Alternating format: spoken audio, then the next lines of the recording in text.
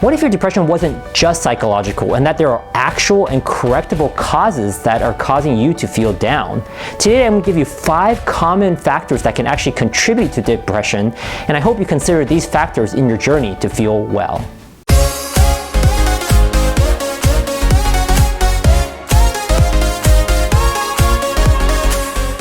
And what's up guys, CW here from Consider Health, where I consider some of the big topics in health today. And today's topic is depression. Now, in any given 2-week period, about 8% of Americans, or 1 in 12 of them, suffer from depression. Now, globally, it's estimated that about 264 million people worldwide also suffer from depression. Now, depression isn't just merely a disease, but oftentimes it's a symptom of something deeper. And so anyone experiencing symptoms of depression or feeling down, it usually warrants a deeper investigation of a deeper root cause. Now, many people experience situational depression, or depression that's caused by adverse circumstances. So for example, death of a loved one, a recent breakup, or financial stress. It's very understandable to have feelings of sadness or grief, or just feeling down during these times, and oftentimes some social support, some counseling, and just time is going to help people feel better.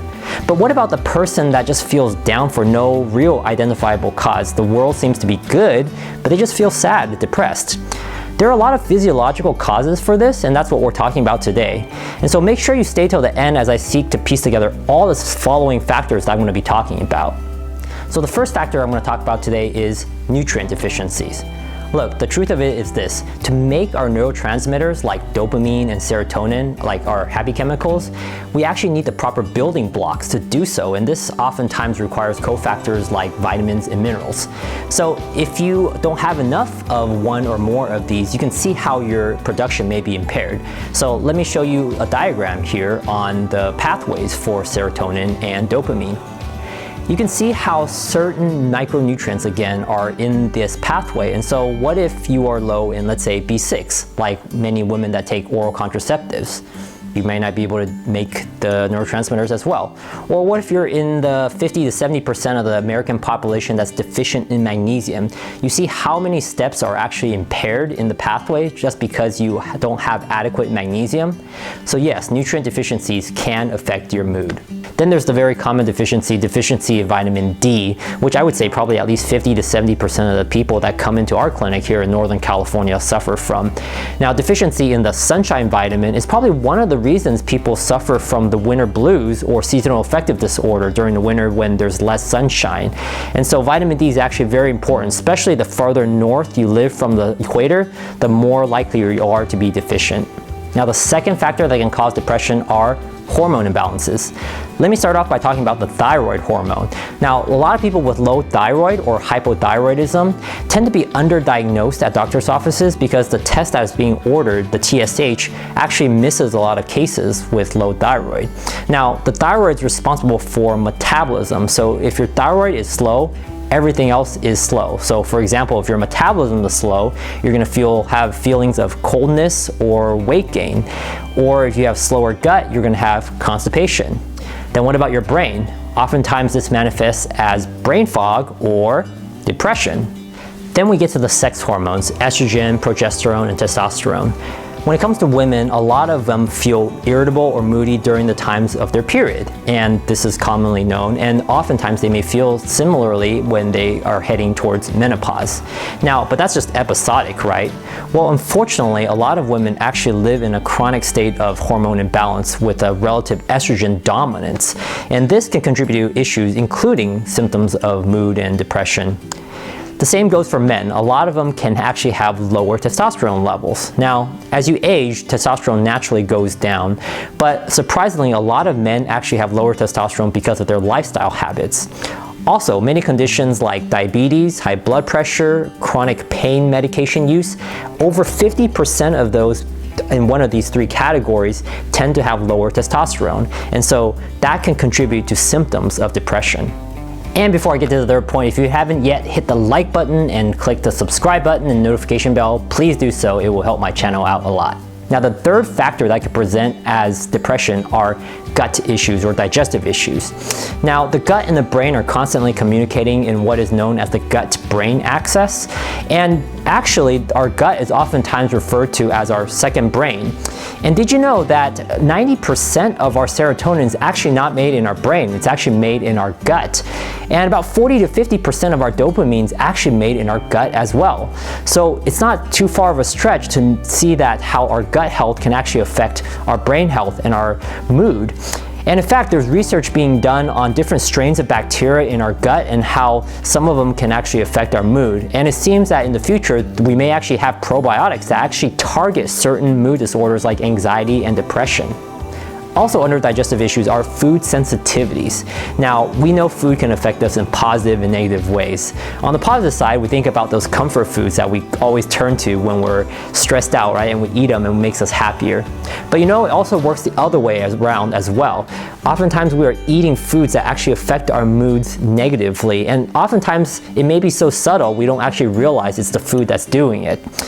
Until someone does an elimination diet, they may not actually see this. And I've had patients come back 3 to 4 weeks later after doing an elimination diet, and their disposition is completely changed. Their outlook is so much better simply because they removed foods that they were reacting to, that was contributing to mood issues and depressive symptoms. And the fourth factor that can present as depression are sleep disturbances. Now, when we sleep, our bodies aren't actually being passive. They're actually being very active in trying to repair and clean up our organs, including in the brain. Our body has a system called the Glymphatic System that's actually clearing out waste in our brains, especially proteins that are building up over time. And these proteins are associated with dementia and mood disorders, including depression. And so yes, sleep is crucial. And oftentimes sleep disorders can be misdiagnosed as depression. And the truth of it is, there can be two separate issues going on, but sometimes insomnia is actually the main issue that's causing the depression. And I'd be remiss if I didn't mention sleep apnea. This is so common in our society today, especially in those who are heavier set and have thicker necks. This is actually a hidden cause of hypertension, of high blood pressure, and mood disorders like depression. I mean, just think about it. If your brain is being regularly deprived of oxygen multiple times a night, it's constantly being stressed out. It can definitely contribute to more irritability and mood disorders like depression symptoms throughout the day. And the fifth factor that can be contributing to depression symptoms are toxins. Yep, toxins. I mean, we live in a world that is toxic and we're being regularly exposed to things like air pollution, food additives, pesticides, endocrine disrupting chemicals in our personal care products, mycotoxins, microbes, the list goes on and on. Now, there's certain parts of our population that are extremely susceptible to this, and different people will experience different symptoms to different degrees. And usually those that are susceptible that actually will have manifestations in their mood, whether it be anxiety or depression. And so it definitely can affect people, and there's a lot of literature on this as well. And now let's not also forget the most commonly socially acceptable toxin, which is alcohol. Alcohol, when taken in excess, can definitely contribute to depression because by number one, it is a central nervous system depressant, and number two, it can deplete the body of certain B vitamins and other micronutrients that can contribute to depression, like we mentioned earlier. Now, earlier I said I would try to piece everything together for you, so let me give you an example that might not be that far-fetched. Let's say you have a stressful office job and you're indoors most of the time, so you may not be getting much sunshine, and so you're already a little bit low in vitamin D. Now you go home, you're pooped, you don't really feel like cooking, so you heat up what's convenient, so oftentimes that's packaged foods or takeout, and maybe you just have some alcoholic drinks as well with dinner. Now, between all this, the stress and the less than optimal diet, you may be causing a little bit of gut dysbiosis or imbalance, and over time, maybe some nutrient insufficiencies. Now, of course, what that can lead to then is less than optimal function of, let's say, certain hormones, including thyroid and maybe the sex hormones as well. So if you have a little bit of hypothyroidism, maybe some estrogen dominance for females or low T for males, then you may have now some sleep disturbances because the alcohol is also doing that, and the stress is also doing that, and the nutrients insufficiencies are contributing to that. And so basically everything's intertwined.